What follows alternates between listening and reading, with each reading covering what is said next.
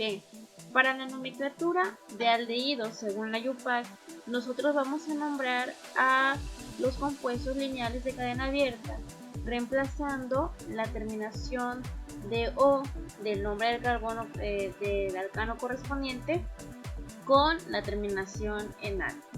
Al carbono que esté presente en el grupo aldehído como tal, se le asigna la posición número 1. Así que a partir de este carbono del carbonilo de nuestro grupo aldehído hay que indicar la posición de las ramificaciones. Vamos a comenzar con este ejemplo. Tenemos en esta ocasión un compuesto de cadena de 7 carbonos en donde se tienen dos radicales o sustituyentes en la cadena. Tenemos un bromo y un metil. Hay que enumerar la cadena de acuerdo a la posición del carbonilo del aldehído. La posición de ese carbono es la número 1. Entonces tenemos dos sustituyentes, uno es bromo, entonces es primera de acuerdo al orden alfabético. La posición en que se encuentra es en el 4. Comenzamos a nombrar la cadena como 4-bromo, la posición del metil, 3-metil, heptanal. Entonces esta es muy sencilla.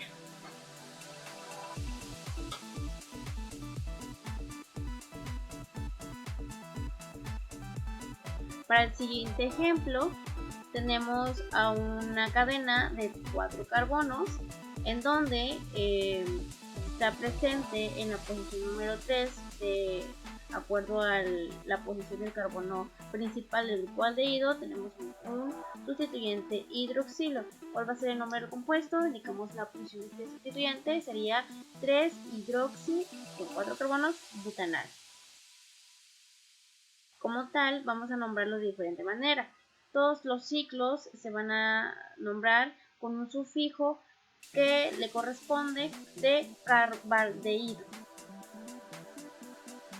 ¿Cómo lo vamos a nombrar? Todos deben de terminar en carbaldehído. Entonces tenemos dos ejemplos. El primero, de acuerdo a la IUPAC, tendríamos que nombrar el nombre del ciclo. Es un ciclo de 6 carbonos, así que es un ciclo hexano. Está unido al aldehído, entonces es ciclo hexano carbaldehído. En el siguiente caso tenemos un ciclo de 5 carbonos en donde está presente un grupo sustituyente además del aldehído principal. La posición número 1 le corresponde al carbono de carbonilo del aldehído. Entonces empezamos a enumerar 1, 2, la posición 2 le corresponde al grupo hidroxi. ¿Cuál es el nombre del compuesto? 2-hidroxi ciclo pentano, la posición 1 carbaldehído. Para los compuestos que tengan en la estructura otro sustituyente además del grupo principal aldehído, deben de nombrarse con numeración la posición 1 de nuestro carbaldehído o nuestro grupo aldehído. Ahora, cuando las cetonas y los aldehídos se comportan como sustituyentes, los vamos a nombrar de acuerdo a un prefijo.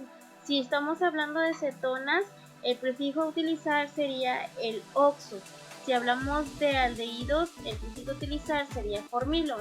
Cuando hablamos de ácidos carboxílicos, donde se encuentran presentes también grupos aldehídos, el ácido como tal tiene mayor importancia, así que todos van a ser ácidos. Si estamos hablando de compuestos aromáticos que tengan el grupo carboxílico o oxilo como tal, serían ácidos benzoicos. Si tenemos el grupo aldehído en la estructura, tenemos que hacer referencia a la posición del grupo aldehído como formil o como aldehído. Entonces el nombre de este compuesto sería un ácido 2-formil benzoico. Para el siguiente ejemplo tenemos una cadena lineal abierta en donde está presente el grupo ceto y el grupo aldehído. En este caso, si tenemos el ceto y el aldehído tiene la mayor importancia porque todos los compuestos aldehídos que están en los extremos tienen la posición número 1. Por lo tanto, el nombre del compuesto va a ser, de acuerdo a la posición número 1 del grupo aldehído, está 1, 2, 3, oxopentanal.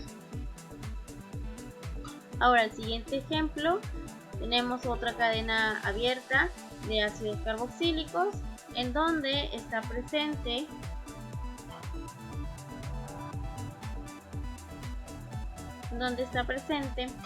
el grupo carboxílico y el ceto. ¿Cuál es el nombre? Debe ser un ácido.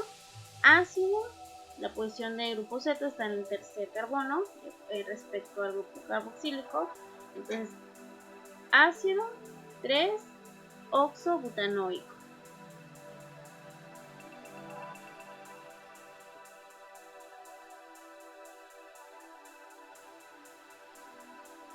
Ahora, vamos a hablar sobre la nomenclatura tradicional. ¿Cuáles serían las reglas para este tipo de nomenclatura? Comenzamos con las cetonas. Cuando se trata de nombrar de manera tradicional los compuestos cetónicos, las cetonas tienden a nombrarse como cetonas quirales. ¿Qué quiere decir esto? Que nuestro carbono del carbonilo del grupo ceto se va a considerar como un carbono quiral. Por lo tanto, le va a corresponder dos tipos de sustituyentes en los extremos diferentes, ¿verdad? Entonces, la posición de radicales dentro de los extremos que están adyacentes al carbono quiral se deben de identificar de acuerdo a su posición con letras griegas. En nuestro primer ejemplo tenemos una cetona que tiene un extremo metil y tiene otro extremo etil respecto al carbono quiral. ¿Cómo vamos a nombrar este compuesto? Como en orden alfabético, etilmetilcetona. También de acuerdo a la importancia puede ser nombrado como metiletilcetona, más tradicionalmente conocido. El siguiente ejemplo, nuestro carbono quiral de la cetona, todos deben de terminar en cetona. Tenemos dos sustituyentes, dos tipos de sustituyentes al extremo que tienen isomería en C. Son 1, 2, 3, 4 carbono, así que debe de ser sec-butil. Son dos extremos iguales, así que serían disec-butil. ¿Cuál es el nombre del compuesto? Debe terminar en cetona, disec-butilcetona.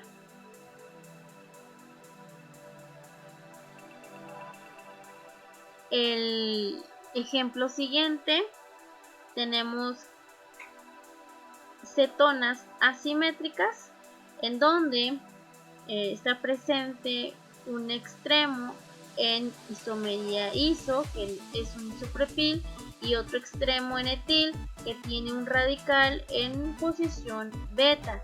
Recuerden que los radicales de cada uno de los extremos, sean simétricos o asimétricos, deben de indicarse la posición con letras griegas. Entonces, este compuesto tiene dos extremos diferentes, uno isopropil y el otro etil con un beta bromo. Entonces hay que nombrarlo de acuerdo en orden alfabético, y el nombre del compuesto sería beta bromoetil isopropilcetona.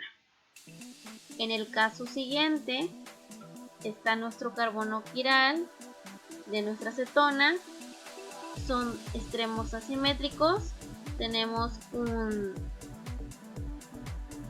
una isomería ter en terbutil, y tenemos un propil que tiene un radical metoxi. Tenemos que indicar la posición de radical metoxi, que estaría respecto a la cetona o el grupo ceto del carbonilo, se estaría en posición alfa. Recuerden que las posiciones se asignan seguidos donde se encuentre más cercano nuestro carbono al carbonilo. Empezamos a enumerar con letras griegas. Entonces, ¿cuál va a ser el nombre del compuesto? Terbutil alfa metoxipropilcetona.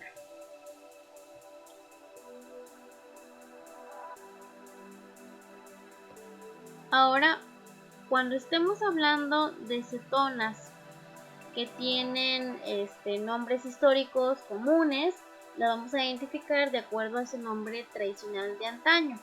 Tenemos algunos ejemplos como la acetona, la propiofenona, la acetofenona y la benzofenona. Todos aquellos cetonas que tengan un enlace con compuestos aromáticos son fenonas.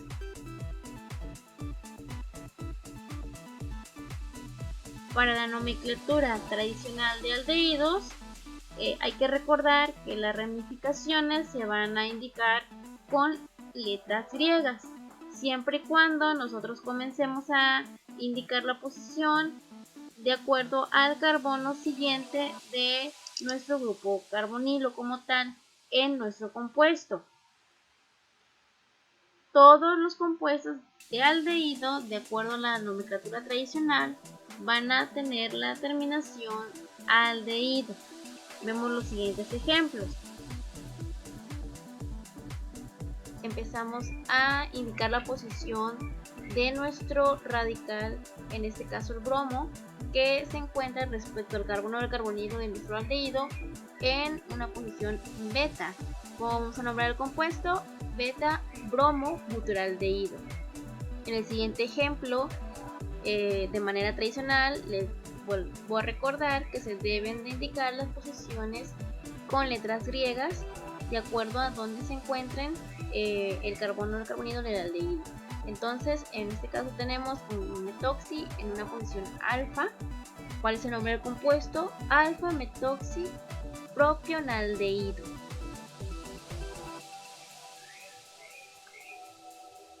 Entonces veamos la siguiente tabla en donde se escriben los nombres comunes de algunos ácidos carboxílicos en comparación cuando derivan algunos aldehídos. Empezamos con el ácido fórmico, que en una derivación de aldehídos tendría el nombre de formaldehído.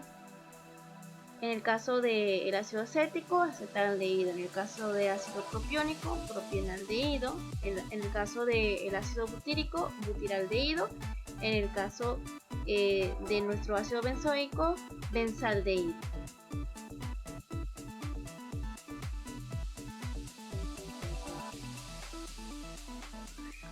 En la siguiente imagen les dejo la actividad que ustedes tienen que realizar.